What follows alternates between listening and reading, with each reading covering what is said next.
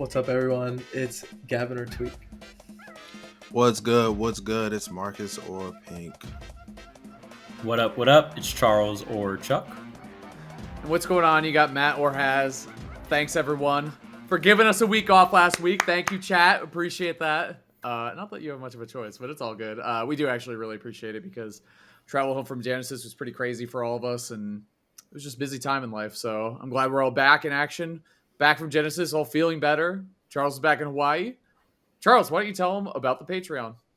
So today, obviously, if you guys want to see more bonus content, you guys enjoy the show, make sure the best way to support us is through the Patreon. Last week, we uploaded some of Gavin's offline sets at Genesis, so I highly recommend, especially if you've never been to a major, to check those out. You get to see more of the grassroots side of the community for the off-stream matches. So got to see 2 of those. And then for this week's Patreon content is Gavin going to be going over his Genesis run and going over his future plans for other tournaments. Obviously, there's a ton to talk about this week, so we just trying to squeeze in everything we can. And of course, if you guys like the content on YouTube or Spotify or Apple Podcasts, make sure to like, comment, and subscribe. Let us know how you guys feel. One of the topics we're going to go over today is MK Leo winning King Kong. So make sure in the comments to tell us what you think about Leo's run at King Kong. And yeah, I'm really excited to get into the topics today. And of course, like, comment, and subscribe, and rate the podcast on the sorry, it's like a lot, but yeah, rate the podcast on Spotify and Apple Podcasts. So yeah, let's get into what kind of topics we got today. That's right, man. I've been watching some Smash this weekend. You all watch? How's everyone doing, by the way, before we even jump into talking about Smash? We took a week off. Marcus, how you been, man? Hey, bro, I'm always good. Like, you're right. Sorry, stupid question. Gavin, how you doing? What? That's crazy. Yeah, nothing's changed. Like, I just family man it up. Little man's like, he got like 4 teeth now. It's crazy. I know. Bro be crawling and boop, boop, boop, boop, boop. And he's like standing a lot, so he'll probably be walking soon. And I don't know. It's an experience, man. It's definitely pretty much my entire life. So yeah, but it's great. It's great. I wouldn't trade it for anything in the world. So, yeah. How's it going, Chuck? So for me, a lot of changes. So after Genesis, I went back down to SoCal for a week to ship my car, kind of like finalize the move, ship my car, also bring Termy from California to Hawaii, which was a nightmare. If you ever try to bring a pet into Hawaii, get ready to drop some bread and go through some complications. That's all I got to say. So that was a little tough, but we got here. And we mentioned subscribe to the Patreon, by the way. Help Termy out. Yeah, please help Termy, man. Please help him out.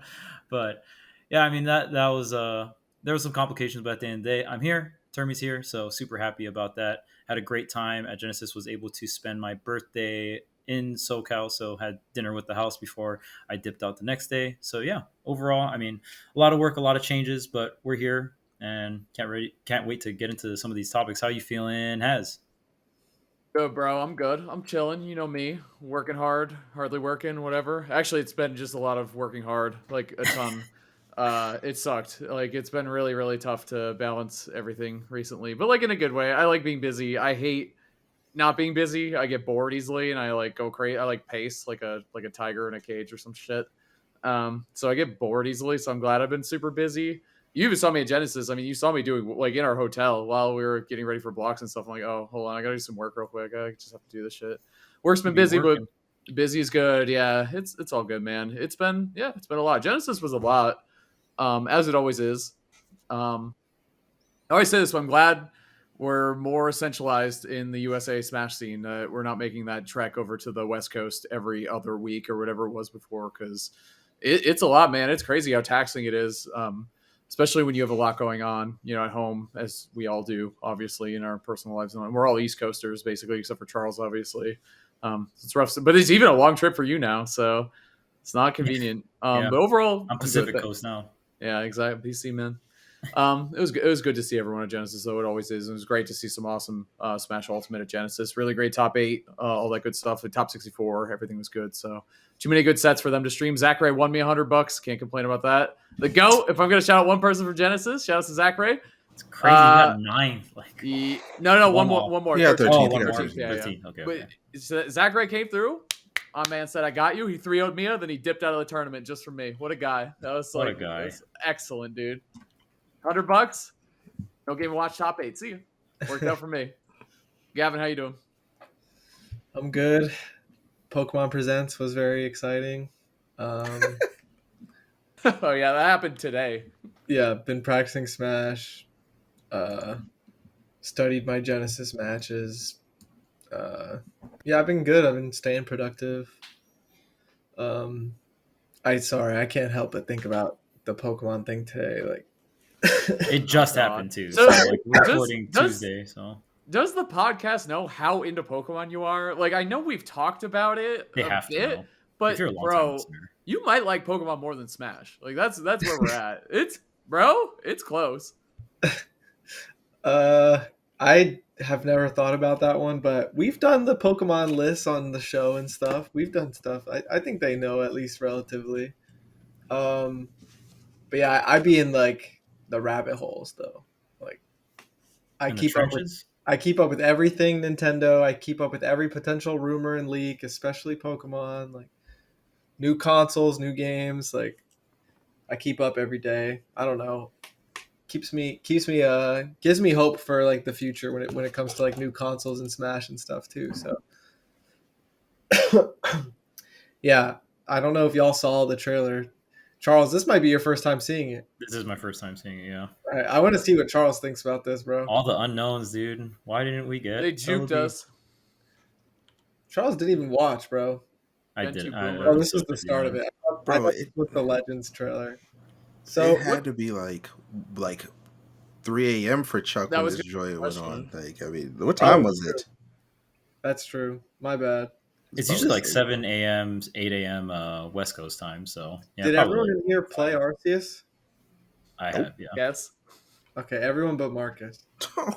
No. Marcus, get in there. Marcus isn't really a Pokemon guy, though. It's a great game. I am, but I realized I was driving home today and I was thinking about it. I was like, dang, I didn't play Scarlet Violet, and they're like announcing a new. Like, I own That's Scarlet, alright. or I forgot which one. I think I own Scarlet, and I just didn't play it. And I was like, bro, am I Damn. really getting old? Yeah, if they're announcing new stuff and you haven't played, bro, it might be a wrap. Like, Dang, Pokemon robbed you like that, man. You bought the game and you didn't even play it. That's crazy. it's tough, bro. I was Yeah, thinking the this same, is- Marcus, because I bought Scarlet Violet, and I refused to play the DLC. I was like, I'm just not interested. I'm not into it, man. Yeah, I was in a Discord call with Aaron, and he was streaming. It was B and I in a call, but we weren't streaming on my channel or anything. And we kind of immediately could tell it was a Legends game just because it wasn't. Because Brilliant Diamond Shining Pearl was outsourced to Ilka, so you could kind of tell. But it was Game Freak right at the start, and we were just like, Legends, Legends, Legends. So, and I knew it was Gen 6 pretty quickly as well.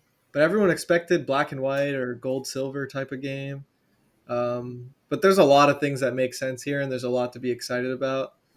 One of the super obvious things is Mega Evolutions are coming back, and that also could mean new Mega Evolutions. And then all the stuff that comes with the Legends game, like starter forms, where we're going to get a new Legendary probably from Gen 7, because Legends Arceus had a new Gen 5 Legendary.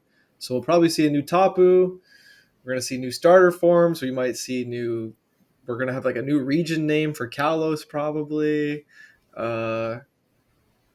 We might get some Zygarde or Yveltal Xerneas related thing. I'm so excited. And it's going to take place entirely within Lumio City, which is very different. Especially because Arceus was in the past. Before Sinnoh is what it is in Diamond Pearl. So I'm thinking this game might be more of a modern game, which is a bit of a curveball, because I feel like people associated the Legends vibe with the past. But I think now the Pokemon Company is showing that they can do really whatever with the Legends game. And it's kind of like what Has said before we started recording, where it's just as long as it's based around the Legendary, more so than like Right. a timeline. 'Cause Because Arceus was not quote unquote like the first Pokemon, so it's obviously going to be like ancient Yeah. times and all that stuff. So that makes sense. But Zygarde is not that. So Yeah. we'll see what they decide to do with it, which is really cool. Yeah, it's I feel like it really opens up the potential for the game. And like I said, it's all within one city, so we'll see how that plays out. Um, yeah, I think this game makes a lot of sense for a Legends game. There's a lot of lore, and also X and Y in general really branched off with timelines and lore in the first place. Mega evolutions were added, then it became a timeline of Pokemon games with or without mega evolutions on like the timelines. Like Omega Ruby Alpha Sapphire was like a timeline where Hoenn had megas, but then uh, like Ruby Sapphire is no megas. Like it's a good one to go with, and I also think it's interesting because everyone's been expecting Gen 5 stuff because Brilliant Diamond Shining Pearl happened last time, but now Legends games can kind of go anywhere, which is interesting. It's despite it being such an official game, it's definitely separating itself, and it doesn't have to fall into place with what you expect. And I know they like to surprise their fans, so. Damn, that was the most words per second I think I've heard you ever say on this podcast. I'm telling you, bro. Actually, Bro is a Pokemoner. We're gonna get a new That's about Tapu, it. and we're gonna get 3 new starters, and I predict they will be Gen 1, Gen 3, and Gen 4. Ooh. Okay. Wait, all right. What's the order though? Because it's got to be one of each type. Come on. I don't know. Call it out. Call your shot. Call your shot. Come on, man. I hope What it's the heck? Chimchar for fire. Oh, For come on. water, That's I'm gonna Utopia, go bro. with. The thing about it though is that they're like the Arceus starters were not that great. Like, do you really want your fave to be thrown in there and then he just gets a shitty another form? It's a risk that I'm willing to take. It's better It's a than it gamble. not happening. Yeah. Yeah. I want it to be fire electric. Bro is dreaming. hopefully it got levitate. Like, what the fuck? True. Oh, fire electric with levitate. One mud shot and I'm dead. For water, it's hard for me. I'm gonna go with Mudkip Bulbasaur. Hot take. What? Oh, Marcus is asleep, bro. First off, Tepig the goat is coming through. There Because was the already, thing there was is, already a Gen 5 one. bye bye Chimchar, no one cares. The thing In is that Arceus. they're Samurai. taking. Look at the two of the starters that they put in Arceus needed some love, is the way I would put it. Especially Samurott. So they gotta have one shitty one in there, and they might as well throw Tepig, the goat, in there and get it in new form, bro. You know how lit a new Emboar would be? Giving a firefighting type finally some separation from all the other starter firefightings does Bro. make a lot of sense. Think about this with Tepig. They can make him fire electric. And they could give him levitate. Hold on. Now I'm. You're Let me kinda cooking. cook. Hold on. Chimchar, yeah. I think, makes sense. Well, actually, no. Gen 5 doesn't make sense because Samurai got one, but that's my theory. It's going to be 3 gens that didn't get starters in the Arceus game. So. Maybe. They could stick with that same trio, though. Yeah. And rotate the types what's around. kind of crazy is Mewtwo and Charizard might get 3rd Mega Evolution. They might. They love Charizard, bro. They do. And Mewtwo. And They Gengar. might have 3 Megas. Or Charizard becomes a new starter with an alternate form, which they would also... They could just do both of those. Wait, here's an easy one. Did Eevees get a Mega? Any of them? No, right? No. Mega Sylveon? Mm-hmm. That's a Gen Gavin 6, is right? a huge evolution fan, I know. Well, Yeah, here's he the is. interesting Big thing. Jolteon guy. The game is Gen 6, but that doesn't mean the Gen 6 Pokemon get the love. In Definitely. Legends Arceus, the only Gen 4 things that were different were Palkia and Dialga's forms. There was no Hisuian, Sinnohmon. All the starters were not Gen 4. So just because it's based on Kalos, that probably means there's not going to be a lot of Kalos alternate forms. I'd say the thing other The thing stuff. with Kalos too is that they gave a lot of love to other gens anyway. I think because they were Yeah. nervous going to 3D, which is why they did like megas and stuff. And it was Yeah, all here's a obviously Gen 1 starter. 3 Gen 1 starters are your megas like to start off with, and Mewtwo obviously. So and a lot of other Gengar and all that other stuff. So Yeah. that's kind of a thing with Gen 6, and I think it's because they were afraid to make the leap to 3D with like. And Gen 5 was not received well when it first came out either. So it's like ooh, people. It ages like fine wine, though. It did, yeah, it did. That's what I was looking for, bro. Legends Kirim, bro. Didn't Dude, happen. there's gonna be so many loose things with relating to other gens. There's gonna be some Gen 7 stuff maybe. I think we'll get a new Tapu, but I don't know. We might get some Ultra Beast love. We might even get some like space travel, time travel type of stuff. I'm not sure. Maybe we'll get a Zygarde form. Dude, I'm just excited. Like, and it's 2025, which is officially the first Nintendo game announced for 2025. So we're in the age of a potential new console. I think this game could definitely be a cross-gen game for the Switch and the next console. There's been rumors for a while now that by this time next year or something, it'll be a thing, or maybe a little later after that. Because yeah, we don't really know Nintendo's schedule. So we finally have something for 2025, but we don't even know much about 2024. So Bro was giga locked into some Pokemon. Like I and I'm like I like it, but like I'm sitting there just confused. Like, bro, like what's going on? Like Scarlet Violet was hinting at this. Geographically, it's right next to Kalos. So Yeah, and I think another exciting thing is just the next generation console as well for Nintendo. Yeah. Like this could potentially, or it's probably going to be, played on it. So that's exciting. Obviously, that opens up a lot of opportunities for other games too. So adding to a potential good initial lineup for a next console. You know what I mean? Yeah. Having like a banger lineup opening. It'll be like year one or something at least. Mm-hmm. Legends and new Smash. Hold up, bring it back now. Yep, and 3D Mario. ain't no way. And that electric fire type. But there might be an announcement. But all three of them will be electric fire type. Tepig, Chimchar, and I don't know another fire type. Who? Charizard. Torkoal. That was what Phil said when we were talking about his favorite Pokemon. Yeah, Torkoal was one of his favorites. Yeah, we were talking to EE. We always like kind of rag on EE a little bit because he loves Gen 1 so much. We're like, who are your favorite Pokemon? He's like, Mewtwo, Charizard, Lugia, Torkoal. We're like, wait, what? Blood thinks he's on the team. What the hell?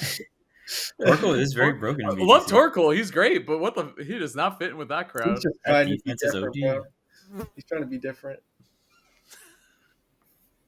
Damn it. All right. Anyway. Yeah. Speaking of Switch games, let's talk about Super Smash Brothers. Boom! Look at that. I did it. Nice. Wow. Okay. A little seggy. I'm leaping, bro. MK Which Leo. we're going to talk about first. MK Leo, bro. The graph of we're so back into it's so over. Like I can't handle it anymore, man. Like it's so just. We're so back to it's so over pipeline with Leo. It's crazy, but I always love seeing him play well. Y'all watch Grand Final? Grands was great, man. Him versus I watched like top 3, top 4. It was a good tournament overall. It felt like it went really fast. You know what went really well for him versus Spargo? I want to see if anyone can expect what I'm about to say. I noticed one thing. His conversions were on point, and his movement was really good. That's for me. It was the ledge, especially like the speed and the ledge trumping and stuff like that. He was putting on a lot of pressure, and he wasn't waiting for something to come to him. He was really pushing the issue. He would ledge trump a lot, and it eventually turned into a thing where he started getting easy double jump catches onto stage from Spargo as well. Yeah. So I thought he was playing really fast and like mostly like when Spargo was like on the ledge or recovering. Like it's not like he was edge guarding traditionally. He was just getting ledge trumps and he was playing super fast, and it was Spargo's disadvantage state clearly changed, and I feel like he got a lot of panic out of him. But even Spargo himself had some crazy moments, like clutch moments versus Bloom and losers. Like that set could have gone either Great way. That set. set was a great set. That was Yeah. a Bloom's really final good set. was chaos. Yeah. So yeah, I watched some of the other sets, but in terms of the live top 8, I watched like top 3, and yeah, I felt like that was the biggest change I saw from Leo. He just had such confidence, going for like things like ledge trumps and stuff. Because there can be sets where a top player won't go for one ledge trump, so it's very significant and noticeable type of thing once in a while when it happens, especially when it has an impact. Yeah, sorry. We're gonna need This to. fly won't leave. I might have to take Bro, leave this shit. It's so funny. Get out of here! Jesus. I'm just thinking How is about that real? the people It's that Breaking listening. Bad episode with the fly. Let's just pretend like nothing's happening. Like edit I it so we can't, don't dude. say or It's- do anything. It's too funny. We gotta edit in some like cop sirens, you know, for the drivers who listen. I just imagine like somebody just like listening to this and just like what the looking around. Wow. It got me during when we were first recording. It was pretty good. There's a fly. There's a fly in Charles's kitchen. Damn it. Anyway, Leo. I got something to say about the Leo set versus Spargo. Go ahead. Man. I agree with Gavin. I felt like Spargo's disadvantage, to me at least, is very impressive on Cloud, because that's where the character really kind of crumbles, is disadvantage state, because you have the air mobility and stuff like that, but if someone gets to call you out on specific moments like the double jump, that's when the character can lose stocks at like 50% and whatnot. I really liked how Leo disengaged a lot with just footstool. Sometimes he would hit the footstool gun, but sometimes he would just footstool, disengage, and usually most characters don't want to footstool to disengage because they end up above their opponent. But I think with Joker, it's not that bad because you have down gun, right? So yeah, I just felt like Leo was playing advantage state really well, and it also felt like Leo was also disengaging a lot with footstool, which was sick to see, and he played the mid range so well. I think this is what made Leo's Joker so overpowered when he was dominant, is he played the mid range so good in terms of just like the range where gun can flinch you, and then the range where he can like whiff punish with forward air 1. If you play Joker forward air 1, like Leo makes it look really easy to hit, but it's a very hard move to hit in tournament. It doesn't have a lot of range. It's not the safest. I think it's like -8 about. So it's like a shield grabbable move, right? And of course, with the out of shield options a lot of players have now. And see, like that edge guard, amazing. His off stage was so good. Like the down, especially Arsene down gun, to essentially force Spargo to up B at a certain spot and then counter, right?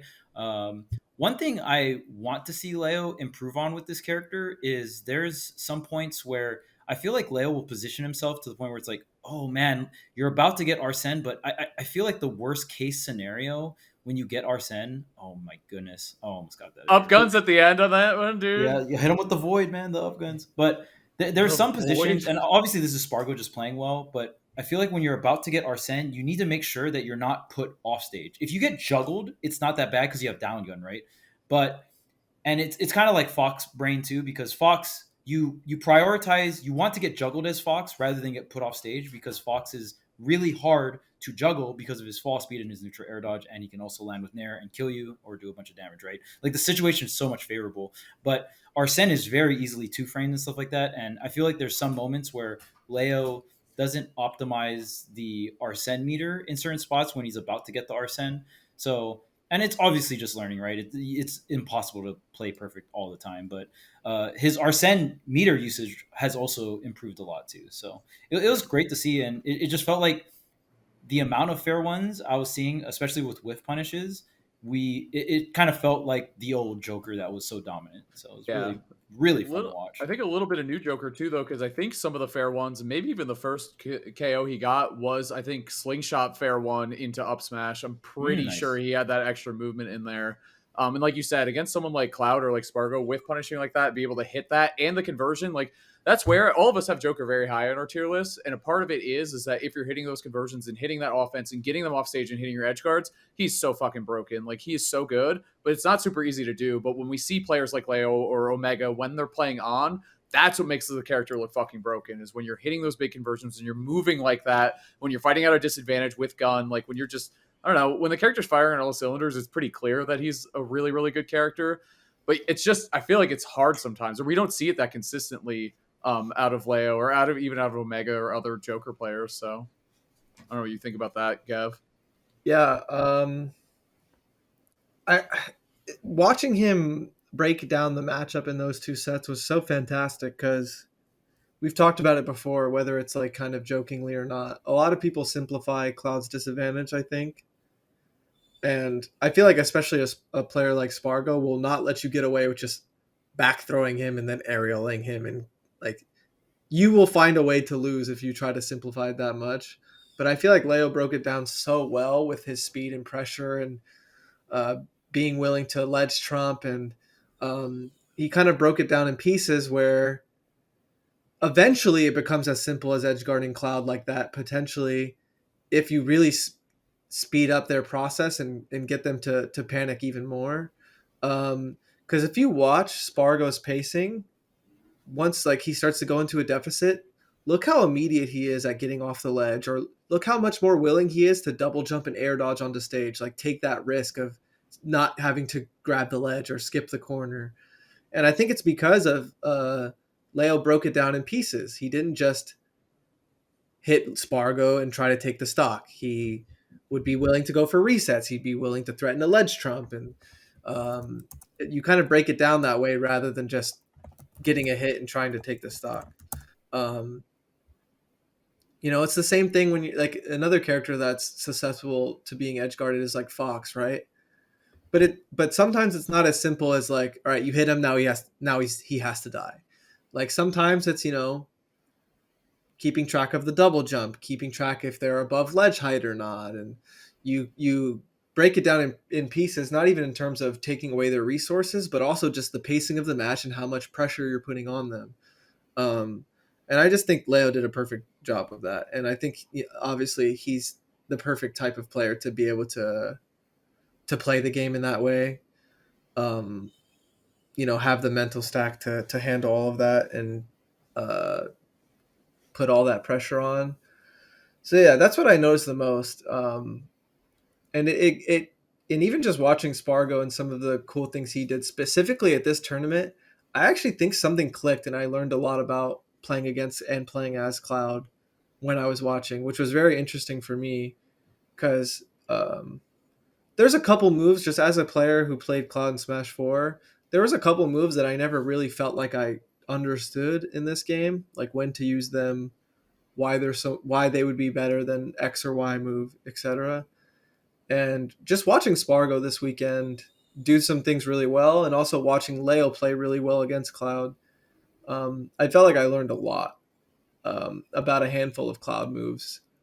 So I thought that was really interesting, namely up tilt, up air, F tilt, and up smash, I think. Mm-hmm. I don't know. Like whether it's playing against it or playing as Cloud, I don't know. I thought it was really interesting. I think like the initial ones as a Smash 4 Cloud player who either played Cloud or pocketed Cloud when you first got into Ultimate, the big changes or like the first things to get acclimated to is going to be fair, nair, up air, because those move operate very differently in Ultimate. I mean, obviously like up B and stuff, but up B is a little bit more simple. It's just like either out of shield or anti air. But yeah, it's interesting that you said, I mean, up air is going to be one of them, but the two tilts and the smash attack too, because those are, I mean, Spargo uses those moves so well. Yeah. He's just so different. Like it's pretty rare for Cloud to have someone above him and have up air be his primary go-to. Usually he still plays a bit more horizontally. So really knowing when to use up air is interesting in some specific situations. And sometimes you use it just to threaten them so you can go back to playing a more horizontal game. Um, yeah, one of the more interesting things about Cloud's F tilt is the safety on shield, to be honest. Like not numerically, but just like distance. Distance, yeah. There's a lot of times where you think you can do a rising aerial and it barely doesn't hit Cloud. And I feel like that's where Spargo's really good at getting early percent up tilts or kill percent up smashes. Um, Well, it's and the hurt box shift combined with that too, because Cloud kind of like dips a little low on yeah, the it's tilt. very weird. His hurt box shifting is so good in this It's game, very man. good. It's always been good. But like I said, in Spargo's like speed with the character and like ability to throw out something in the air and then fast fall is really good. So, up airs becomes more of a, you're trying to position your opponent differently rather than always landing. If you land it, great. Obviously, you're placing the hitbox out there for a reason. But a lot of the time, it really feels like Spargo's like repositioning his opponent with his with some of his vertical moves, just so he can start landing more back airs and dash attacks and stuff. Which I like. It's not like I didn't observe these things or know these things when watching, but I feel like I learned something extra about watching him at that tournament. And I think a lot of it is because of how well Leo played around them as well. Oh, I just remembered the two main things I actually wanted to talk about when it comes to Leo versus Spargo. Okay, one, and I know Leo has a new coach, so I don't know if this is from the coaching or whatnot, but Leo spot dodging cross slash, because usually Yes, you do not dude. spot dodge that far away from Cloud, because Cloud's dash grab is so slow that if you spot dodge at that distance, so it's very deliberate, and you could tell that Leo was specifically trying to spot dodge cross slash. Now, if cross slash whiffs, guess what you cannot do? You cannot go into the rest of cross slash. And Leo would spot dodge cross slash one and then punish with like a rising back air or something like that, or attack cancel into a forward tilt or a jab. So I think that was the biggest counterplay. And then on top of that, Leo really understood and broke down when to dash attack and anti-air Spargo as he's jumping to set up, because a lot of like Cloud, it's a lot of these sword characters, it's like, oh, do you want the burst rising aerial, or do you want, and it's not as safe, but you get a hitbox early, or do you want the fall down with your aerial and it's a little bit delayed, you have to set up the jump, right? And then but it's a lot safer, and in Cloud's case it's omega safe, right? So there were so many times where Leo understood that Spargo wanted to set up the jump and he would just dash attack. And if you time it right, you can beat out both rising aerial and the jump to set up falling aerial if you dash attack, if you just know when they're going to jump. So he had so many dash attacks that were jump call outs that you can see that Spargo was just barely leaving the ground and the dash attack would connect. So there was so much specific counterplay, and it was just really fun to watch, because we talked super highly of Joker's dash attack, right? It's like one of the better dash attacks in the game, I especially hate with dealing Arsene. with that move. That move is really fucking good. Yeah. I hate that move. Yeah, and it auto crosses up, like it's up there in terms of like one of the best dash attacks in the game. So those are just two of the, because even when we started talking about it, I was like, dang, there was like two things that I really wanted to call out when I was watching, because it was funny because I got to watch most of this top 8 because I was just up really early in the morning for my flight. So yeah, that was just, it was so fun to see Leo execute on those things, and the spot dodge on the cross slash was just phenomenal. Yeah, that is huge.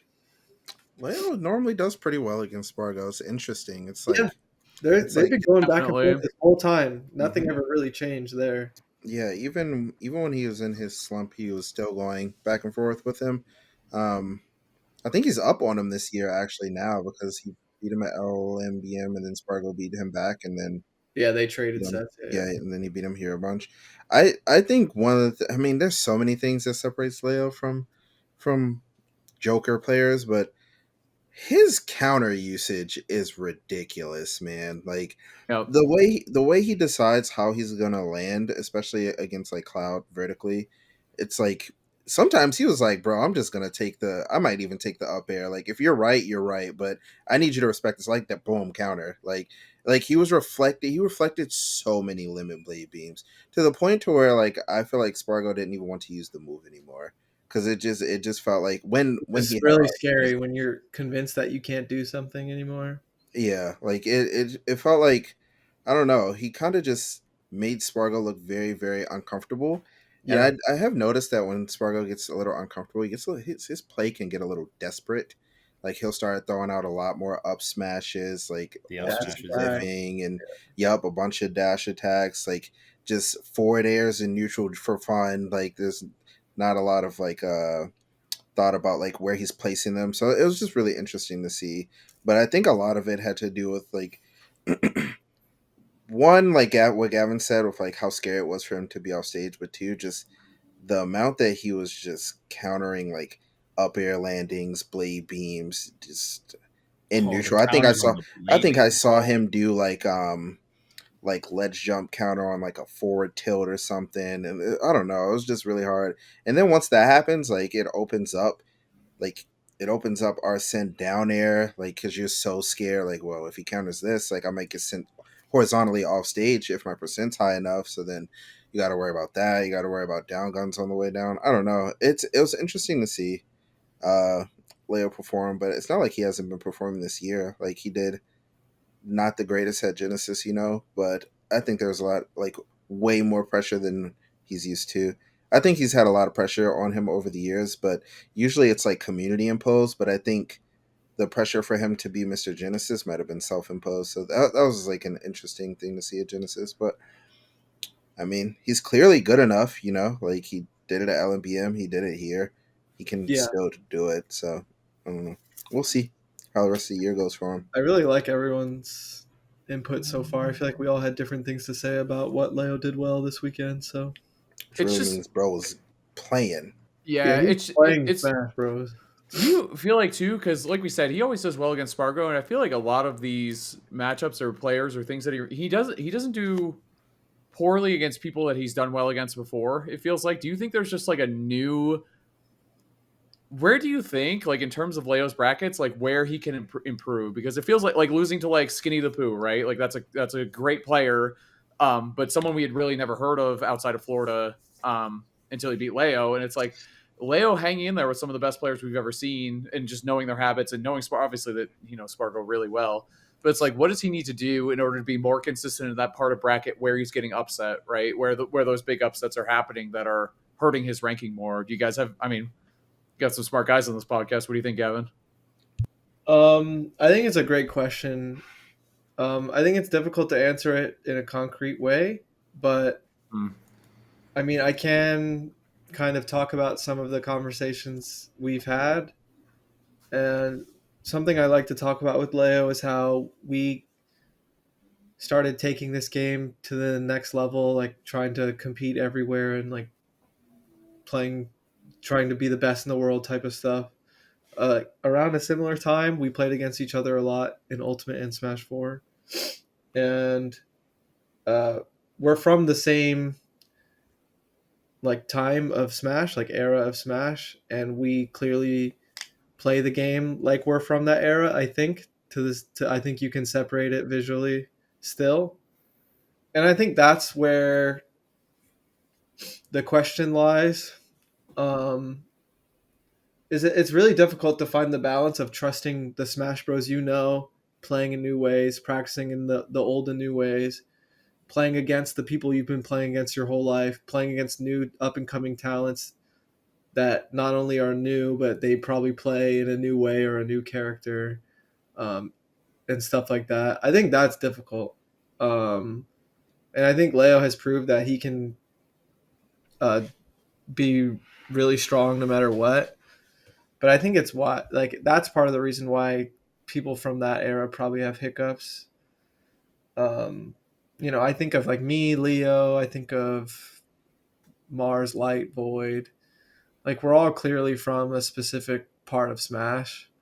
And something that I really took to heart was Leo said, like, when I watch you, I want you to do well, not only because I know you, but because if you lose, it feels like I'm watching my version of Smash lose, and it's concerning. And I could say the same for him. You know what I mean? So I think that's the hard part about playing for so long is what do you do when your version of Smash isn't working, or if your foundation is kind of wobbly. And I think it's a difficult, like I said, I'm not really answering your question, but I'm more so adding context as to why that question might be asked in the first place. So that's how I feel about it. Bro, I'm gonna ask a strange question, but it's not like a disrespectful question. It's just like a strange question. But y'all think Leo be playing scrubs like at all, like ever? Like, do you think he plays against bad players often? Like practices against bad players? Oh, I have no idea. You think he like goes to like local? Because I was listening to Lights Out the other day because I am an avid Lights Out listener. I mean, we gotta respect all the podcasts out here. Like, trying to do what we're trying to do, And he was saying like, yeah, a lot of times last year when I wasn't practicing as much, I was struggling in the earlier parts of the bracket because I didn't go to locals. I know Paris is hilarious, right? But he was like, I didn't go to locals, so I hadn't had the experience of playing against those types of play styles. And like, if anyone is like a very good player, you know what I mean. Like those, like you just don't expect a lot of things because it in your mind it just doesn't make sense, but in their mind it just makes sense. Um, and he's like, I just couldn't really fathom it. But since I've been going to a bunch of locals this year, I felt really prepared for Genesis, and like everybody I played was much easier because I was ready for the options that they may throw out. Where I don't know if Leo like is going to locals and playing some people that are going like 1-2 or 2-2 or something, and he's like consistently seeing those types of options. I feel like when he runs into a player that is a little more willing to let things fly, he's like a little thrown off, especially because of his history of being Leo. It's like I can't believe you're doing this to me, type of thing. Like I'm sure he's not thinking that, but it also is like a factor when you're that good. Like people don't just throw out stuff against Leo because you don't expect it to work. Yeah. But when it's working, you're like, wait, why is this working? Like they're just throwing this out. Like they should know. Like it's me. I'm not getting hit by that, except I'm getting hit by that. So what's going on? So I don't know. I'm just curious if he like practices against not top players or like high level players all the time. Because I really do think that could play a factor in some of the decisions that he would make. Something that long-term New England Smash legend Lade would talk to me about is that there's two different skill set, and one is playing against someone who really knows what they're doing, like pro players or really, really high-level players or even highly ranked on a PR, depending on that. And then there's also beating people who don't really know what they're doing. And like you said, I'll up smash because it's good, or I'll hit this conversion because like I'll up air with Mario because if I hit it, it's gonna kill you, and that's cool. And it's like there's no how to beat that layer 1, layer 2 level of smash is its own skill set. And it sounds like that's kind of what you're getting at, is where that might be where Leo is having a harder time against some of those options, right? Yeah, because he does very well against like the top players. Like he's not always winning, but no, very few people are always winning against like the super top, right? So he Yeah. has sets where he's winning, but I've watched some of those sets because they're always on like the little cameras. And it's like hard to see, and I'm just watching some of the things transpire, and I'm like, bro, I can't believe you got hit by that. But I'm sure in his mind, he's like, Yeah. I can't believe they just did that. Well, and you think of a bracket, round 1 pools, if I'm looking, my goal is to upset the top player that's there. Leo's goal is just to cruise through there. Yeah, exactly. My goal, study 3 days a week or three hours every day up until Genesis. How do I cheese Leo? Like that's the goal. Like that's what top players have to do. It's like the blue shell of Mario Kart, right? Like that's all that they're looking to do is just hit the person in first place. Like that's it. And then like I'm out, or have a good Genesis. Like that. For some people, that's having a great Genesis or having a great whatever bracket, right? Like that's it. They're in there to just be day ruiners, which is sick. Don't get me wrong. Like I know Gavin hates that obviously, but it's a part of being a pro. That's a part of being a pro player, is that you can't let things like that happen to you, basically, or make it hard at the very least. Yeah, I actually have a very specific example of that. I remember I had MVD for Genesis 3, like to get out of pools. Oh no. And I studied, I mean, I ended up losing the set because I made a really horrible decision at the end of game Smash 4, right? 2. Yeah, this is Smash 4. But I won game 1, and remember, this is a 2-stock game. So there was a specific spot where MVD would burn double jump and monkey flip. But if Fox, even if it's like a full hop, fair drag down, as long as I drag him down past the ledge, if Diddy has no double jump, he can't make it back. So I either opened up the game or I closed out the game with it, but it was a very specific counterplay to cheese one of his stocks, because I know he's like the better player, or like at the very least the more experienced player in that scenario.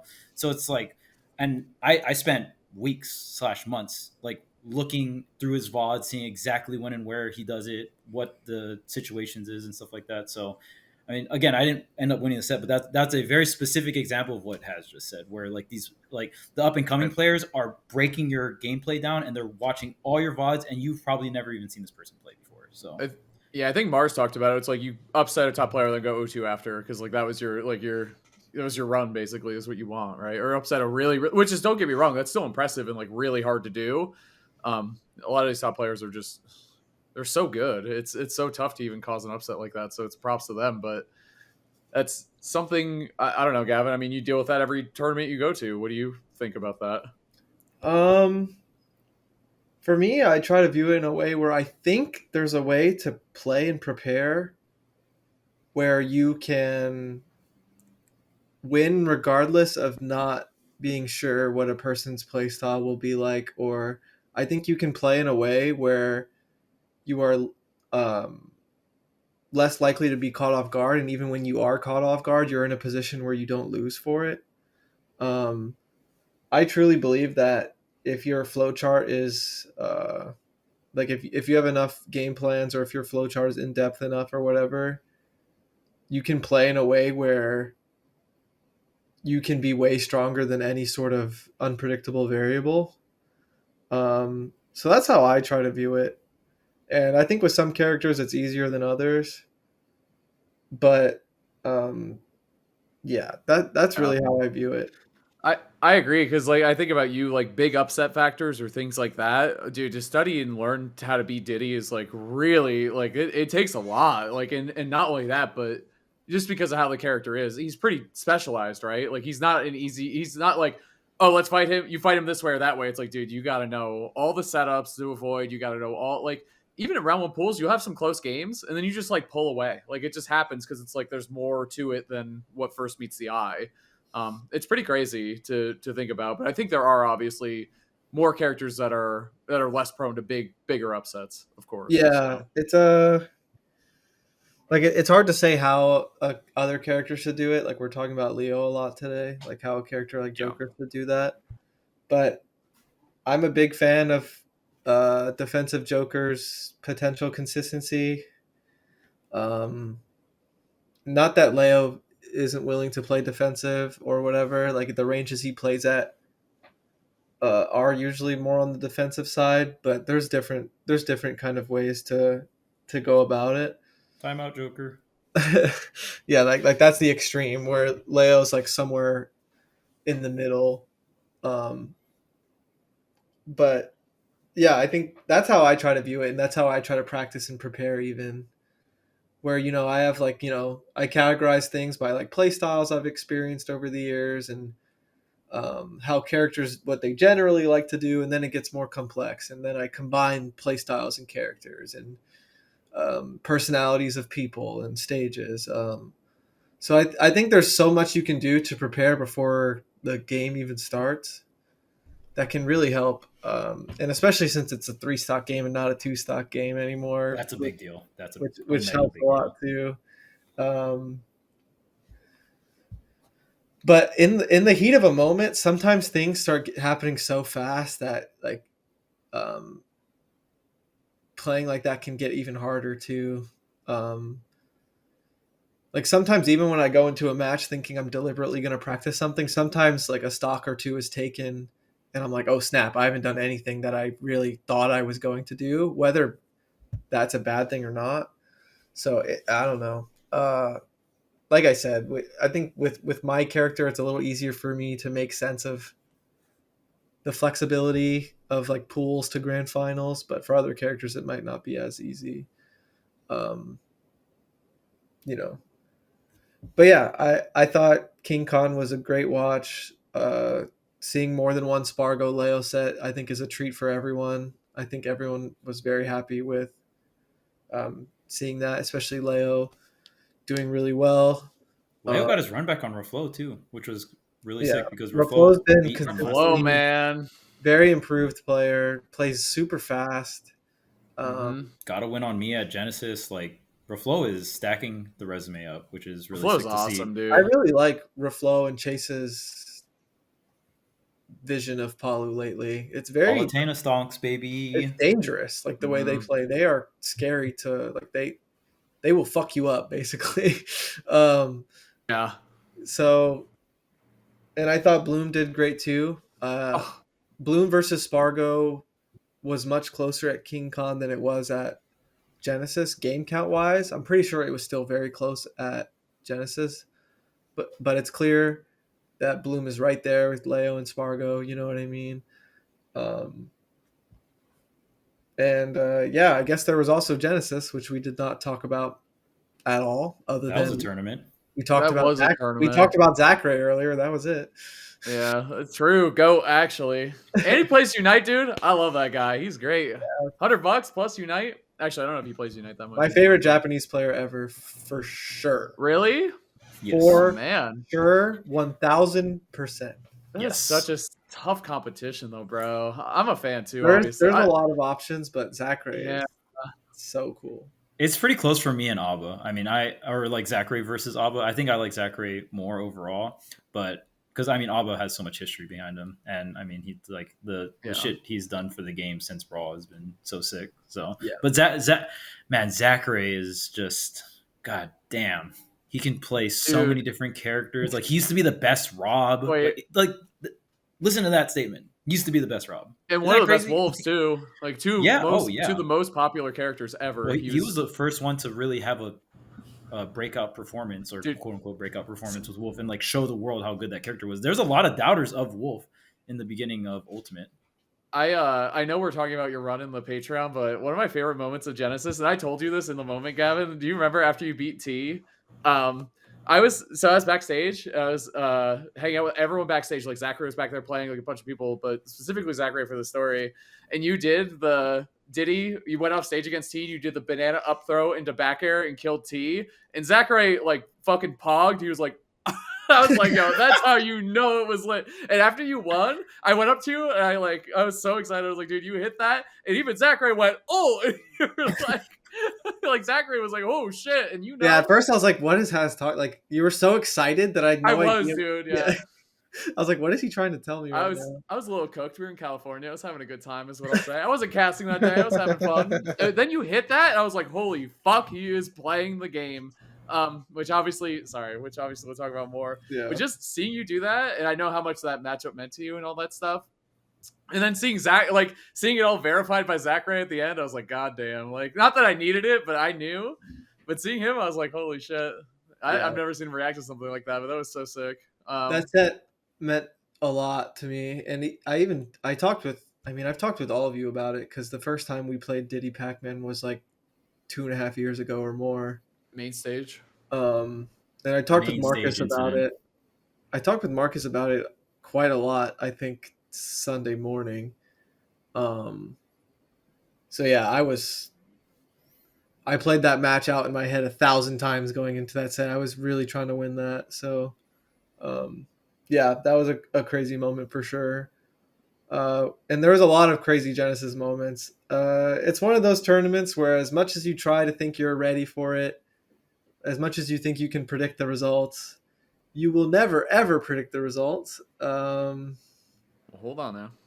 Zomba won Genesis. Crazy statement. The third Genesis champion. Zomba. Insane, dude. What? A kid from my locals that was playing like Roy and Link and some R.O.B. and forgot about the Link era. Now I like his Lucina actually. Now he's winning majors and beating me every time. Like it's just I could have never guessed. Yeah, he wanted it, bro. I mean, we saw him. I think we all saw him on Lights Out. Yeah, his confidence is spectacular. His execution is super on point. He's not the type to give you something for free, like ever. If he hits you, you are in it for the long haul. He's not going to mess up his execution or his positioning. Like he is very consistent, confident, good execution, and super good character. Like just, he's someone that you're going to have to try to beat if you want to win a big tournament for sure. The thing I liked about him is that he really doubled down because he was talking shit before the tournament was over. And it's like, that is really, really fucking scary because if you start to lose, then you put this pressure on yourself. Like, dude, now I'm like I was talking shit to Sonic, like taking selfies, like doing all that stuff, which don't get me wrong, it's great for the dramatics and all that stuff. It's awesome. And I love the personality. But damn, I mean, if he lost, like you gambled a lot on doing that. And it really, to be honest, he would just do it again. He would. Yeah, but I mean, he'd get clowned on is the thing, is what I'm saying. Like, you get clowned on either way, but if you lose after, that's like the ultimate in real life taunt to get bodied. Like, it just I genuinely think he is having fun with it, which is crazy. Awesome, yeah. Like, that is just him. Like it really, he's being himself. Like Yes. on or off camera, he's just a little shitter, bro. Yeah, Gavin's like, he used to talk shit when he sucked, and now he's talking shit when he's good. Yeah, it's just who he is. And I think it's dope. I mean, for me, like Tri-State's always been like amazing. I honestly give it a lot of credit as to why I'm even in the position I'm in. I was playing so many good players from the beginning, and like Zomba has taken that torch, I think, and just like who's gonna deny him that torch? You know what I mean? For like a Tri-State representative, like I'm not usually used to multiple of us being in top 8. Usually there comes a point in most brackets, most of the time, where I'm the last person standing for Tri-State, and sometimes even US, sometimes. But there's some cool stuff. Like Tilde at Let's Make Big Moves was awesome. Zomba is like beating me all the time, and he's won a couple big ones now. Jakal had a fantastic run as well, and even he got second at the same major that Zomba won. So Tri-State's just so good at Smash. They always have been, always will be. And it feels like there's always going to be one or two players that just have a pretty good grip on doing well in tournaments. So, dude, USA, man, there was 4 USA representation in top 8. It's been a while. Of course, we're gonna bring it up because it's been a long time since we've had that. But that was sick as fuck. The thing I got annoyed by is I tweeted that and someone goes, "Yeah, they were in the USA." I'm like, "Bro, we haven't been winning here either. Like, what are you talking about? Like, let us have this one, dude." Look at Port. Look at Damn. look at all these other tournaments where Japan comes in strong, and there's a lot of Japanese players. One thing I really want to talk about is, I know the last episode we were talking before Genesis, we were like, dang, I'm kind of bummed that Acola didn't come, and like the rank 1 player. Honestly, it didn't really feel that different, and I'm not saying that I'm glad Acola didn't come, but I'm just saying that I don't even know if Acola would have got top 8. I'm gonna keep it a buck. Miya didn't even get top 8. I'm serious. I'm being dead serious. No, I don't think it's that crazy to say, but maybe a little crazy. Like, obviously the odds aren't in my favor when I say that statement. Right. But I'm just saying Acola wasn't guaranteed top 4 or top 3. I'll tell you that for sure. Miya got like 17th or whatever. No one didn't even get top 8, bro. Yeah. Like, this tournament was insane, and I just don't think the gap from like 1, especially 1 to 4, there's like practically no gap. Any 4 of them could win the tournament, right? Yeah. But I think the gap between the top 4 and the rest of the players, I would say in 2023, that gap was quite large. Like it was pretty hard to get a win over those players or just place over those players. But I think there's a ton of players outside of top 4 that can beat a lot of the top 4. I think Zomba could have smoked Zomba won the tournament. Yeah, it's hard. Yeah. Yeah, I think Zomba does really good against Steve. I think R.O.B does good against Steve. And even one thing that I really liked about Zomba's play is he just abused going high all the time. Now that R.O.B players know that their aerials are even safer when they upbeat, it's like, dude, you're not getting edge guarded by Sonic the Hedgehog. Hello? Like your recovery has to be absolutely out of this fucking world to not get edge guarded by Sonic the Hedgehog, Mr. Edgeguard himself. Okay, so I thought it's great, and I feel like a lot of the other regions are starting to catch up to Japan, if I'm going to keep it a buck, which is really exciting to see. Mm-hmm. And it might not say that in the rankings, but in terms of the gameplay, like it's showing. I mean, I think Zomba deserves his victory when he's in Japan. 2 seconds later, I turn on Twitch and he's in Europe, and I had no fucking idea he was going to be there.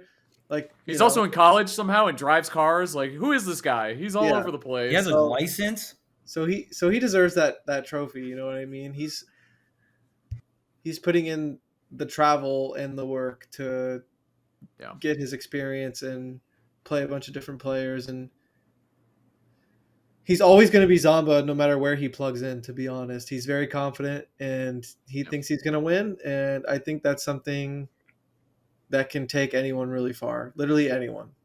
Yeah. It'd be Pluto too, dude. This run was crazy. Yeah, man. There's a lot of players that I had to go back and look at their runs because I really forgot they existed by the time the bracket was at a certain point. Like I watched Gluto's matches. Like I didn't even see him. Like I didn't even say it was a huge. There's some people I just didn't say hi to. So I had to go back and watch Gluto's matches. I watched like Shadic's losers run. Double Corrin in top 8 too, by the way. That's crazy. We got to talk about it. Sorry, go ahead, Gav. My fault. I watched like Akakisu's, the Japanese heroes matches.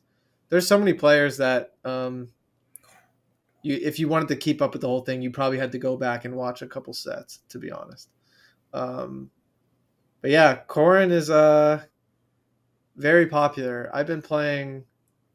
This is a funny transition, but I've been playing a bit of Smash Bros. And there was points where I ran into like 2 in a row, or like I was running into multiple a session. Lots of Corrin, just everywhere, online, offline, pockets, mains. Yeah, she's super good, really popular right now. 2 in top 8 to pick up too. Yeah, 2 in top 8 is crazy. Of Genesis, which I keep saying it's a P tier, but I never checked for sure. I'm gonna assume it was. It had to have been. Yeah, it was. But yeah, I didn't even realize it was 4 US in top 8. Yeah. Well, the crazy thing too is just to get in the top 8. It's not like Sonix he cruised in, because usually the top 4 just cruise in a winner side top 8. He went game 5 versus Shuton.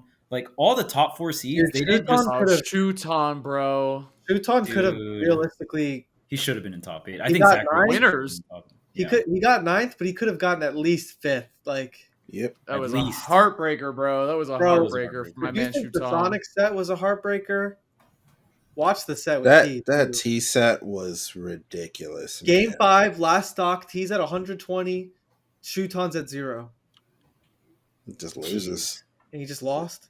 It wasn't even like something crazy happened. Bro just lost. I was just like, lost. He got hit by the bell into. Yep, but not the bell. Anything but the bell, man. He just ran into that joint.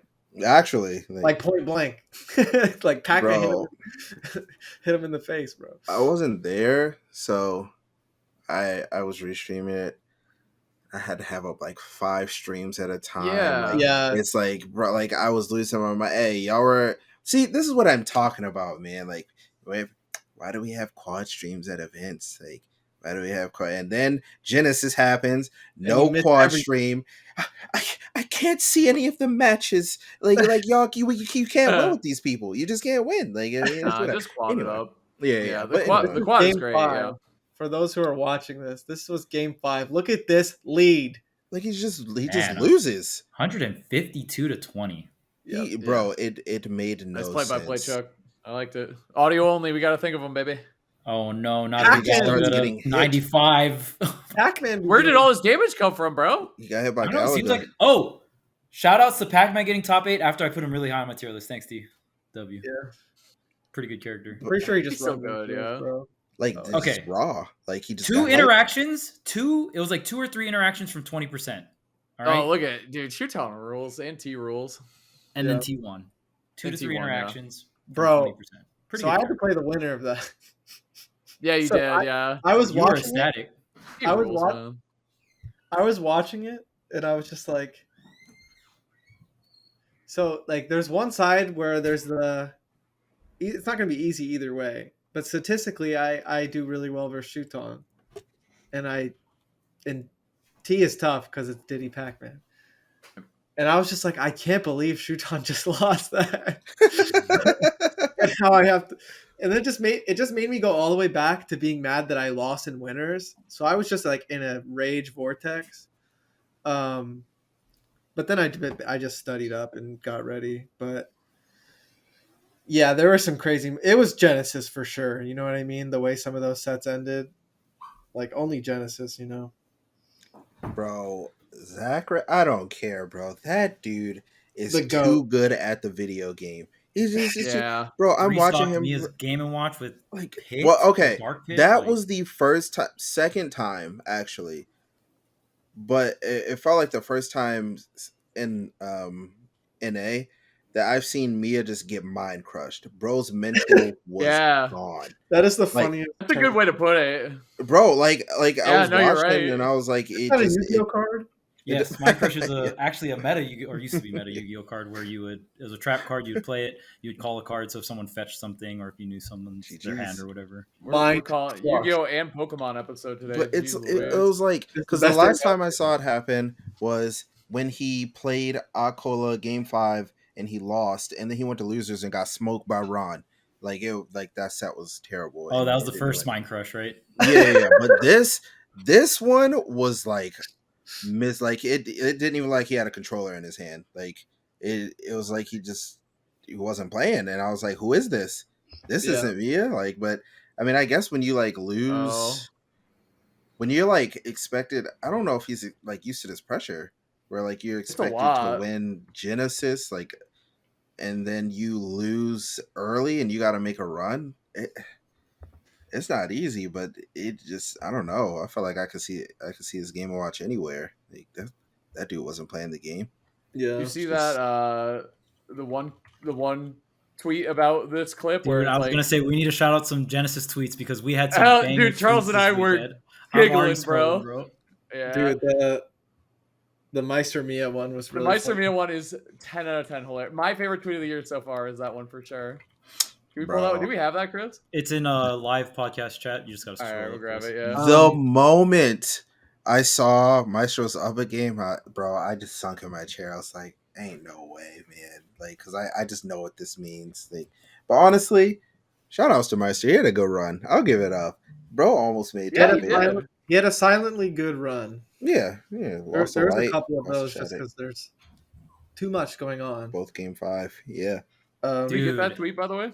Bro, you know who else did well? Like Oh, wait, before what is this? top 8, like getting into top 8. Oh, that's the tweet. That's how many? What do you think Mia will do after the third Nair? Shout out to that tweet too. Also Light. a W tweet, but Mind Crush, like you said, Marcus, like he was doing it. He was being Mr. Game & Watch. I was gonna say Light beat Meister Yeah, and Light. Rebels, which I think is Yeah. impressive for Fox. So He had a tough brack. he did. Yeah, well, we talked about both of you. Well, you ended up Wow. I mean, it worked out for you until Pac-Man. yeah, you had LMBM into Zomba. I was Mind Crush for Zomba, not gonna lie. Really? Bro, I was It- Mind Crush. it was brutal. While bro. playing him or after? Both. Yes. That's what he damn. does. That's what he does to me. I kind of just didn't do anything, and then it was over, and I lost 3-0. Mind Crush. It A was, top player. it was He a just tough like me for watch. real. I said, Gavin, what you doing? Get out of shield. And I just shield roll. Dead. I was like, all right, well, back it up, maybe losers. Like, this is looking rough. It's crazy too. I definitely feel that, Gavin, because you've talked about for a long time how R.O.B is your favorite matchup. Has that changed a little bit, or how you feeling? definitely. How It you just feeling gets more broken, 2024? bro. Definitely changed a bit, and I think Zomba just adjusted so much, and I actually don't think I adjusted, and I think I'm taking too long to adjust back. And he's really changed the matchup, and like certain things just aren't as consistent for me to land, if at all. So I got to work on that. And I studied a lot. I've already studied the loss like 3 or 4 times and taken notes and stuff. And I think I just want to reformulate what the matchup is from my perspective, and I think it'll help a lot. Well, I think So I'll just definitely- Rob- Oh, go ahead. Sorry. I plan on winning next time for sure, but yeah, it's definitely not. I can't just do whatever I want anymore, especially for Zomba. And even Anathema very well could have beaten me a couple times by now because I've had close sets with Anathema too. So it's just not. It's not like some cookie cutter situation where I see R.O.B and I can just go to town or something. So yeah. It's not like a matchup I despise or anything, but I am starting to really dislike playing against Zomba because it's very uncomfortable. It feels like something is always kind of not right, or I'm always like messing up or something. So I'm trying to study that and put my feelings to like give some actual concrete stuff to work with as to why it's happening. What else? I was gonna say something else, but What your new favorite matchup is? Pac-Man. what is it? Oh, it's Ken. You can do whatever you want, and you hate that character, and you think he's really, really bad. Yeah, I And think Ken sucks. you do, which is insane, and I feel very validated. Yeah. After Genesis, that he's still alive. Obviously, Yeah, Ken is still kicking, bro. He's an upset factor Figuratively character and for literally. sure. He'll get you, bro. He'll get you if you watch out. If you're not careful. I mean, if Ken guesses right, or He'll like get you. reads the SDI and stuff like that, like Ken can blow you up. To me, I just feel like that character doesn't have consistency because of that. Where Ryu feels like he's more consistent overall, where it's because he just gets the instant cash Bro, out. Ashimo Spargo was game 5. I know, Almost dude. went You're talking about. Yo. Or you're talking about our Japanese goats, man. I think it might be Ashimo for me, honestly. I love that guy. Like, I'll watch if he's playing a tournament. I'm like, it's 4 a.m. I should go to bed. I'm like, got one more set though. We got one more set. I'll be watching Ashimo all day, bro. I love that guy. He might be my goat. Didn't cruise in the top 8 with like all 3 O's across. Like I said, Genesis. I know Acola probably still would have, or Acola still probably would have gotten in the top 8, but I can guarantee you it wouldn't have been a smooth ride for any player that went. And that's why I just, Good point. If anyone has that sentiment where it's like, well, Zomba's the Genesis champ, but Acola didn't go. I honestly don't think it's that big a factor. Obviously, the tournament would have been completely different. I do think Zomba had a bit of bracket luck in terms of not having to fight any Game & Watch. I think Miya, Meister are probably his two biggest, the two biggest threats that he wants to avoid. Zomba and Gluto, which is really good for him. Yeah, that was crazy too, because Wario can actually, confirm waft against R.O.B. So it's one of those Wario matchups where you don't have to worry about all of the dumb shit. Nair will probably work most of the time, R.O.B., since R.O.B. is large and stuff like that. But honestly, I just think R.O.B. is played so different. I feel like our understanding of R.O.B., because even if you look at previous tier lists, R.O.B. was never considered to be like top 5 against for most of the top players and stuff. But it just gets to the point where you look at the results and you look at the consistency of the character, and now everyone just recovers high. If you look at early meta R.O.B., everyone would go low, but not abuse the fact that you can like swing, double jump, directional air dodge out of up B. I think R.O.B.'s recovery is probably one of the best, or at least one of the better recoveries in the game, because you can do so much out of up B. And then if you double jump, you can reset it and then go back into up B. It's just ridiculous, man. And then you get hard, the but I think frames. you got to find a way to make him you got to try to find a way to edge guard him before his disadvantage is so good, right? Because you just force high, and then he's got the weight to back it up. That's the crazy thing about R.O.B. Yeah. And Void complains a lot about this. He says so many of the good characters are just way heavier than the rest of the cast. Like weight is so much stronger in Ultimate specifically compared to Brawl and Smash 4. When you were a light character in Brawl and Smash 4, it wasn't that big of a difference, but they made the weight scaling crazy in Ultimate. Yeah, it gets more and more drastic. Like even Pac-Man's not dying to like Diddy Fair at 130, 140 sometimes with low rage. Like it's crazy. And Pac-Man's not a heavy character by any means, but he just weighs more. He feels like it. It feels like it, yeah. When I'm playing against him, he feels like the heaviest character in the game. But it's just Bowser. Void also had a terrible bracket, by the way. They had brackets. Golly. It looks so. I was like, bro, this Void run looks so good. Like Zomba, like maybe we'll see what happens. And then somebody was like, D tier is an ice climber. D-tier, I can't believe he's going to losers like right before Zomba. That's so crazy. There were some times he was playing against D tier too. I'm like, this looks kind of possible. And then, nope, never mind. Like D tier just like he was figuring out, but it's so hard. It's playable, but like you can't forward it. Like, and I know like it's Sheik and like it's one of Sheik's best tools, and like it's Void, and Void loves forward it. But when I was watching him, I was like, bro, you're doing great. Just don't forward air. And then he would send a forward air and take infinite. And I was like, and die, yeah. But like when he wasn't forward air and he was winning, I was like, this looks fantastic. But yeah, I know it's like one of those. think it's like super bad, like for ice climbers. And it's not that I disagree, but I'm way more optimistic. They would rather fight Pac-Man than ice climbers sometimes, and I'm just like, all right. So I mean, I have lost to Big D with Diddy, so I get it. It is really tough, but I know what you mean, Marcus. Like I feel like it's doable for both characters. But I gave my shout outs to Zomba and Light. I also want to shout out Shadic. He worked super hard for those wins in that top 8. He was great. he clocked in and went to work. Shouts to Jakal making a really good losers run. One of my best friends, so I just need to give my shout out to him. And I also have a funny story. Oh So no. this is a funny story and also an apology to Jakal. Oh no. So I just Put lost the a solo Zomba. camera on him, Chris. He's No. apologizing. So I just lost a Zomba, and I went to like the corner of the room, kind of like the setups. I had my AirPods in, noise canceling on, music on, malding a little bit internally, a lot of it internally. And he walks up to me, and like I still had the noise canceling on, so I could barely hear what he's saying. And I thought he came up to me and said, "Hey, like I just beat Shadic." And I said, "Cool, now fuck off." Oh. Because I had just lost. But it was like half joking, half mad because he's like, I've known him for so long. He's one of my best friends. But the thing is, I don't think he knew I lost to Zomba. And I didn't know he said he lost to Shadic. So not only did he come up to tell a friend he lost, I told him to fuck off in response. But we cleared it up. But I just thought it was a funny story looking back on it. And it's also shouts to, he had a great run. He beat Ouch. He beat Bloom.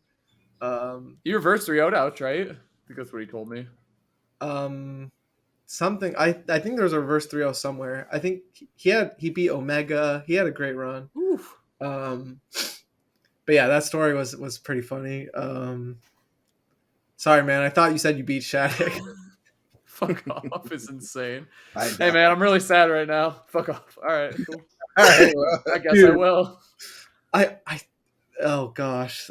All right. Moving on. Good Yeah, job to moving on. everyone. Yeah, for the Great most part, yeah. Amazing tournament. And we had no Game & Watch in top 8. Bro, I didn't that's know it was in Sonic. the theater until I But we qualified had- for top Go 8. Steve. We had a Sonic losers run in top 8. I Shouts was to glad. Sonix, Let's just bro. say I'm glad I commentated the first half of top 8 and not the second half. Shouts to Sonix though, bro. He's pushing that character. He really is. Yeah. He Oh, really, yeah, he really had some is. clutch plays against Zomba. Just Why? not Homing enough to attack, pull by it. the way, of all times. Homing attack, just Bro, like it- what the fuck? No, What? I'm not giving it up because it Nope. failed 90 times, and then Stop it doing worked it, once. Like it worked. I think it worked like one time, and I was like, "Oh, it worked." Well, It's- why'd you go yeah, for it? Like, Marcus, There's to be got to be fair, a we're- con to a move that homes onto the opponent. Like, come on, everyone. we. I being- feel no remorse when homing attack doesn't work because I'm like, you're fucking using an aimbot move. Like, of Yeah. course it's got to fail I'm moving. sometimes. Well, hold on. I'm I think moving that's kind of around. cool, actually. I think whole characters should have a kit like that. That'd be cool. Yeah, we should just make all the characters in Smash auto turn around so you can just hit the A button and not Well, hold be on. facing the correct direction. Well, hold on now. That sounds That's kinda what sick. we need. There is a But- lot of those. There's We're 4 also Monday morning quarterbacking that super hard. You know what I mean? Ah. Like he knows those situations really well, man. but he's also said very often that he needs to stop homing attacking off stage. Yeah. So it's like one of those Yeah. things where I imagine it's he knows depends himself on the that he character, shouldn't be right? doing it as much. Like the opportunity will come regardless, but Yeah, I don't know. that's a good point. It was He tough. plays so well. It's hard to see Sonic in Ultimate without him. He's made such an impact that I have a Yes. hard time remembering a world without Sonics. Like I know. being in every grand finals or whatever, you know what I mean? Yeah, So- he's been very- in grand finals of every event he's entered since SmashCon of last year. Yeah, and he beat me this time. I feel like we kind of go back and forth whether it's tournament or practice. So That can't be real. Yeah, he's either gotten first or second at everything he's entered. Yeah, I know. He's my so coach's Since corner, since we- last summer. Yeah. yeah, he's been super consistent. What? I know he's been super consistent, obviously, but god damn. yeah, I know You in don't coach's It's corner we did a like, his yeah. defense was even better versus me Yeah. this time. I think it's what gave him a good edge. Like he got banana and he was not giving that shit up. Mm-mm. Nope. Dude, I texted I you get it. about that before you played T, and I was like, is Diddy Sonic really even? Like, what happens if he takes a banana? He took the banana, and I was like, I could have done things differently. oh my god. It's not about things I could do to prevent It's before that. yeah. Once he gets the banana, I did all I could do. But I could have played better before that. situation. Before, yeah, no, I understand. which is scary when it comes to tournament and Smash. Usually things aren't that cut and dry, but Sonic is so strong that he kind of simplifies it to the point where you got to play well before it gets rough. For most characters, so that's really what you got to study and work on. We say it's the simple way we put it in commentary is how important the lead is in that matchup. It just is every percentage. Like how many times the first stock, blah blah blah. Yeah, absolutely. Because you're just someone is digging themselves out of a hole at some point. Like that's it just why matters. I like to say it's even because I think Diddy's very strong at holding the lead, just like Sonic, and I think Diddy is really good at getting the first hit, just like Sonic is. And in some ways, Diddy might even be better at getting that first hit. That might be a bit biased, but that's why I have faith in it. It looks hopeless when he's at a deficit, which is probably because it is hopeless, but he's better at those initial situations than most. So I feel like it evens out a little bit. And I could have played much better, so I'll play better next time. I think Sonic's versus you was the first set that entire weekend. Oh no, the end of him versus Neo was the first time that I thought he was playing well pretty much the entire weekend. It's crazy how high of a standard we have for him too, because we can get like second and we can be like, oh, he wasn't playing that well this weekend. Like he started turning up. Like some of those edge guards he was doing to Neo, I was like, oh, it's like that. Spargo, you're dead at 30. He killed Spargo at 0 twice, I think, at the end of the set. Like I was like, oh god. And then I was watching him play versus you. I was like, oh, this boy he wants to win. Like he's actually like very angry. Like he said he was angry, and some people power up when they're like after they lose and they're angry, but nah. Because I was watching versus Zomba, I was like, bro, what are you doing? And I mean, he took a set in Grands. He was playing much better. Zomba was just out of this world this weekend. So that weekend. Too confident, bro. It's crazy that Spargo used Corrin to as well. Spargo used Corrin a decent amount in this run. Yeah. So the fact that players are using pocket Corrins against Sonic, one of the strongest characters in the game. Yeah. God damn. Something cool about Spargo that's crazy. Is his confidence in his character choices and his game plans. Win or lose, he will do it again next time because he believed in it the first time. You know what I mean? That's what I was going to say is he's doing a little bit of soul searching in the Sonics matchup specifically. I mean, those two play each other pretty much every week, right? At Coinbox, and if not more than that, they play all the time. So I feel like it's like, Sonix is never going to change his character. Like he's going to be playing Sonic the Hedgehog, as Charles called him earlier. And it's like, it's on Spargo because he went Cloud at Watch the Throne, and that worked. Sure, that was great. But then it didn't work the next time. So he's like, all right, let me try something else here. Aegis sometimes.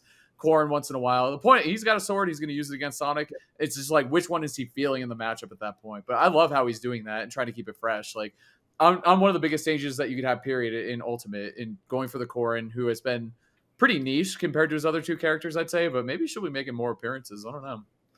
Sonic Cloud is not easy either. When you're fighting someone like Sonix, especially.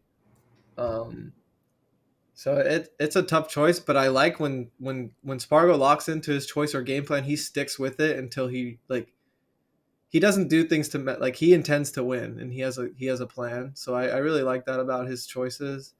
But yeah, for reference, not that my Cloud is anywhere as good as Spargo's. I've practiced Cloud versus Sonix for like an hour or two and won like one game. So, and I'm pretty good at this game. So. That shit is hard. And that win was off like a fucking finishing touch, bro. Like I was losing. So fair finishing touch or something like that. Yeah, so I shouldn't have even won. So like it's possible, but I feel like you'd have to be so ready and put in a lot of work into that specifically. But honestly, I can't help but as a fan of the game want it to circle back to Cloud versus Sonic again. But I'm not here to coach Spargo or anything. I trust in whatever he wants to do.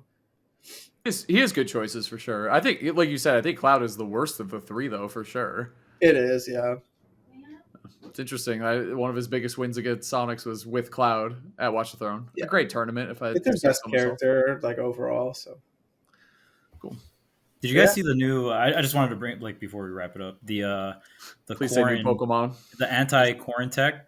where if you pin and they drop the pin, you can actually jump. So it's not actually a tech chase. That's a big deal. Because that means close up pin. Enormous. If you close the distance and you get close up pinned, you're fine. You don't like you have to you forced to do a double jump, but You can also if you have a fast enough, I don't you can remember the A-land frame, too. You can A-land as well. Dude, that's huge. That's a huge deal. So, I didn't know that. Yeah, I'll technical link you the corn tweet. nerf from science. I'm But jumping. I saw Or A-land, dude. Just A-land and then you can reversal. I'm No, jumping. Rob can't A-land. Fuck Rob. It doesn't help Rob. I know it's Matt Random, but Rob I'm can't. jumping every time. Gavin's a jumper. What are you gonna do about it? True. But yeah, I just wanted to bring up. Obviously, Corrin is kind of getting an uptick in the meta, and that's something that could affect Corrin's placements, right? Like we could see a pivotal set game 5 where someone A lands and just rips an up smash or something and just blows That's Corrin something up Light and would wins. do. That's you could say his name. Yeah, it's fine. Maybe We I'll all know who. Or more like Gavin because he's got a frame 5 up smash, right? I'm jumping. He's jumping. Gavin's revealing his secrets right now. He's just telling all the Corrins he will jump Nah, I every jump. time. I'd be jumping. What are you Is gonna Cirque do this about weekend, by the way? I was really looking. There are a couple tournaments I'm really looking forward to, and Cirque is one of them for sure. Is that next weekend? Okay, dang. Well, I got to give Kiki a shout out. We were watching a Florida Invitational this weekend, and Kiki was on the mic, and he said he's a huge Tweek Talks fan. So we got to give the man Kiki a shout out. It's crazy to think he is a Diddy Kong main and co-runner of Cirque du CFL. So shout out to Kiki the GOAT. It's crazy watching that Invitational, Gavin. We were watching Aaron play mostly, but watching everyone just because it's a fun region to watch. It's crazy to think how long I've known some of these people for. Like Kiki, it's like, dude, I've known him since early Smash 4, like the beginning of Smash 4. That was so long ago, bro. Like that's so I don't know. That's a lot. Reminds me of the Buzz tweet. Smoke. Yes, dude. Yeah, I probably don't even have to say I relate to that. I definitely do. You relate to that. Oh, Yeah. You're the youngest in here by like 10 years. I've still been around a long fucking time. You have been. You're getting there, bro. I'm closer to y'all than the up and coming people are to me. So That's true. Mm. Wow. You are old. Dang. Oh, All that's a right. good Let's go, point. Gavin. You old as fuck. I was playing competitive Smash before Smash 4 existed. So That's true. not in tournaments, but I was gonna say, does You- Wi-Fi count? You are in like that. That's like your It does, class, it does, though, it does. right? yeah, I'm Basically what you were like in saying. the middle, like between like Smash 4 and like late Brawl. It's weird. You're in that crowd. That's what you said earlier. That's a Mars, good timeline, Void, though. they did That's the a same fun timeline. thing. Yeah. Light was new to Smash 4, so he does count. Bro. obviously, but It's so funny because he's a vet, but Loki he thinks he's more of a vet than he actually is. Because there was a time where he was the new kid, yep. and none of us Visor knew who era. the fuck he was. So Light's at the he thinks he's on the team sometimes. Wait, Charles, you're talking Visor era, right? Remember that, Charles? You probably hated that Visor because you played Smash Oh, Big the Fox. visor. Remember the Bro, Visor, bro? Bro, I thought Like- bro played golf or something. Like I know. He's a vet and all. He's definitely Bro, a vet still. Yes. He was like the middle of Smash 4. Like He didn't come in hot until like middle / later part of Smash 4. yeah, like so I'll definitely poke fun at him for life because of that. But he's still a vet. I will say I give him a lot of credit because he innovated a character that didn't seem like it yes had any more innovation to go. to So- that amount as well. Yeah. To how big it was too, because I used to be the biggest light hater when I first saw him in Smash 4 and he upset Void. I was like, how did Void lose this guy? I'm What his the biggest fuck? hater right now because Oh. he plays Pokemon Go with the sounds on. He does, Dude, bro. Void started playing Pokemon Go last weekend, like during my birthday. He was like, all right, fine, I'll boot up Pokemon Go.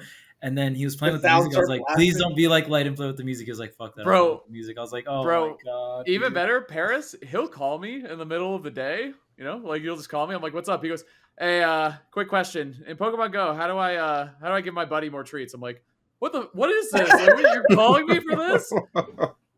Not that I don't appreciate. I do always appreciate hearing from Paris, of course. He's like which is someone's great. old uncle. Like I he know. just I'm like, met I'm not like tech support for Pokemon Go or whatever, but I mean, Why is he- I still told him, so maybe that's on me. Maybe I should be better He's about he's answering so that. funny, bro. He needs. He to is turn great, that sound yeah. off. It's so innocent though. Like when you play Pokemon Go long enough, those sounds are like nails on a chalkboard. Like I know. Dun, dun, For dun, real. dun, dun, dun, dun, You can dun, tell dun, he's a dun. new guy for sure. Yeah. All right. All right. Good Thanks stuff. so much for watching the show. We're gonna get into the Patreon, talk more in detail about my Genesis run. If you want to hear the secrets to winning impossible matchups, subscribe to the Patreon, and I'll tell you. Ooh. Have a good one. Dang, that's how we know you're in a good mood. You're shilling the Patreon? All right. Pokemon Yeah. Day. Let's go, Pokemon. If they release a Legends game every week, I'll be like this.